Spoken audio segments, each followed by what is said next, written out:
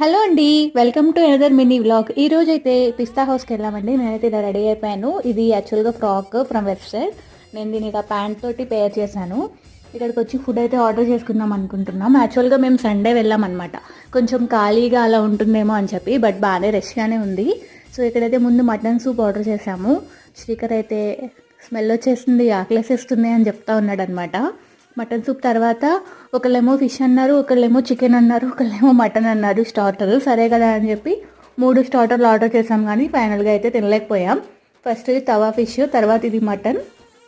ఇంకా తింటూ ఉన్నాం అనమాట. మటన్ నేను చాలా తక్కువ తింటాను, బట్ బాగుంది. తర్వాత ఫైనల్గా చికెన్ వచ్చేసరికి ఇంకా తినలేమన్నమాట. సో అది ఇంకా ప్యాక్ చేపించేసుకున్నాము. తర్వాత అయితే కొత్తిమీర కోడి పులావ్ తీసుకున్నాం. ఇది చాలా బాగుంది. మీరు ఎప్పుడైనా పిస్తా హౌస్కి వెళ్తే ట్రై చేయండి.